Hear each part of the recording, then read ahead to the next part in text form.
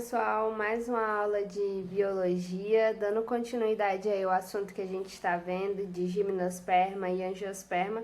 Chegou a hora da gente entender agora algumas características das angiospermas, tá? E que podem também estar presentes nas gimnospermas. Chegou a hora da gente conhecer quais são os órgãos vegetativos, como que eles podem ser classificados, quais são suas características.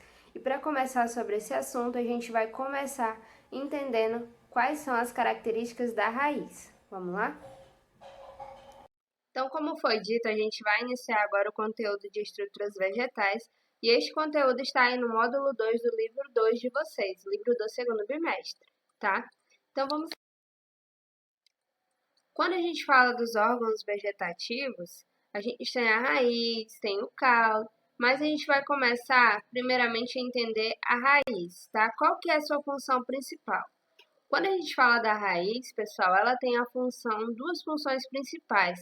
Quais são essas duas funções principais? É a função de se fixar ao solo e de conseguir absorver água e sais minerais, para que assim possa ser produzido a nossa seiva bruta, tá? E quando a gente fala da raiz, ela pode ter vários formatos, dependendo de que espécie vegetal que eu estou falando. E a gente vai começar a entender aí os tipos de raízes subterrâneas, que são aquelas que ficam sobre o solo, tá? E para começar, vamos entender um pouquinho da raiz axial ou chamada de pivotante. Aí nessa imagem vocês conseguem visualizar esse tipo de raiz. Quais são as suas características principais? Ela é formada por uma raiz principal, tá? E dessa raiz principal a gente vai ter ramificações. Então, dessa raiz principal vão partir ramificações, ou a gente também pode estar chamando aí de raízes secundárias. A raiz axial ou pivotante, que é um tipo de raiz subterrânea, a gente também tem a raiz ramificada. Na raiz ramificada, a gente não consegue detectar tão facilmente qual é a raiz principal em relação às outras, tá? E na raiz ramificada, ela é caracterizada por ter ramificação secundária, terciária, quaternária e assim por diante, sendo que ela parte de uma raiz primária, tá? Um outro tipo de raiz também subterrânea é a raiz chamada de fasciculada. Essa é ainda mais difícil conseguir distinguir a raiz principal das demais raízes. Na raiz fasciculada, a gente tem numerosas raízes finas, tá? E elas são de mesmo tamanho. Um exemplo clássico aí de raiz fasciculada a gente pode observar no milho.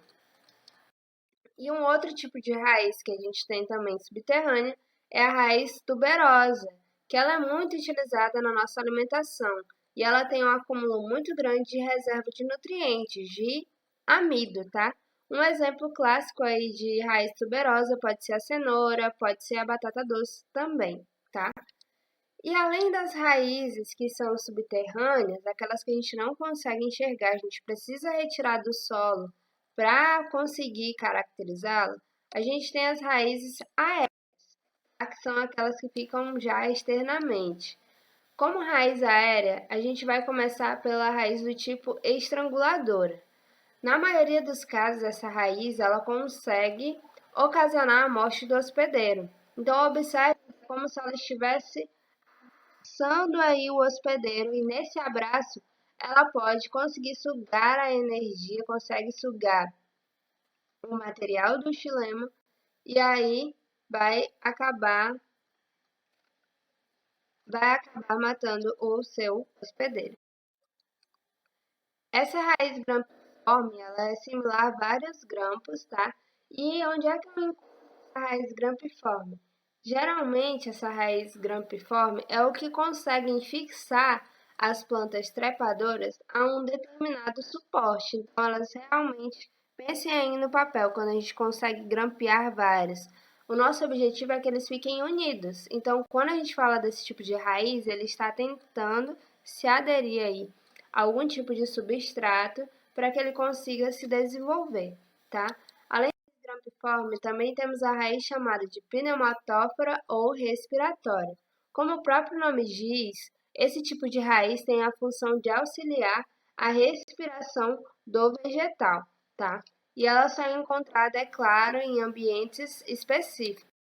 A raiz sugadora, uma raiz suporte, aguentar ou dar suporte a uma planta que fosse tão grande. Então aqui tem que ser a tubular mesmo, com enormes tábuas, tá? Para conseguir dar essa estabilidade maior. E também temos raízes aquáticas, que são diferentes das raízes terrestres, porque a raiz aquática ela não vai ter a função de fixar, como eu falei para vocês lá no início, que a raiz tinha a função de fixação e absorção. Nesse caso, a aquática ela não consegue fixar, ela apenas vai absorver os nutrientes que estão flutuando na água, tá?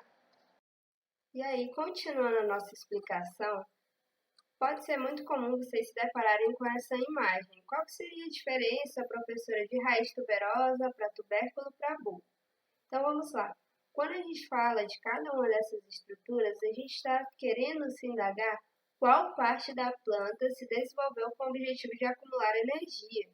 Quando eu falo de uma raiz tuberosa, esse acúmulo de energia acontece na própria raiz, que inclusive é a parte que utilizamos na nossa alimentação.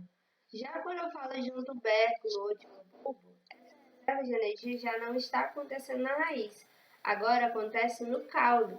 Mas se os dois acontecem no caule, por que não tem só um nome? Porque eles vão ter formatos diferentes. Quando eu estou falando de um bulbo, o formato desse caule é um formato achatado, tá? Então a gente não pode esquecer que quando está falando dessas três estruturas, raiz tuberosa, tubérculo e bulbo, estamos querendo saber qual parte da planta ou estamos nos levando ou estamos querendo falar, na verdade, qual parte, né, que consegue fazer essa reserva. E aí, para encerrar em uma raiz típica, eu vou encontrar algumas partes que eu preciso saber quais são as suas funções. Eu tenho aí a coifa, tá? Eu tenho a zona lisa, a zona pilífera e a zona tuberosa. O que acontece em cada uma dessas regiões? Na coifa, tem essa espécie de capuz mesmo que vai estar protegendo a raiz contra atritos que podem acontecer com o próprio solo e invasão de micro-organismos, tá? E nessa região meristemática ainda, percebam que o nome mitose significa que a gente vai estar sofrendo multiplicações das células. Para que, em seguida, aqui na zona lisa, aconteceu o alongamento dessa raiz, ela possa crescer. E mais acima a gente tem pelos absorventes que ficam na zona pilífera, que eles têm a função justamente de absorver sais minerais e de absorver água, tá? Para que seja possível a produção bruta, que é o que a gente chama de xilema. E mais acima nós temos a zona tuberosa, que é a partir dela que nós vamos ter a formação de secundárias. Então é isso, qualquer dúvida vocês podem me procurar no WhatsApp e na próxima aula veremos aí um pouco mais sobre os tipos de caules e os tipos de folhas também, tá? Até a próxima!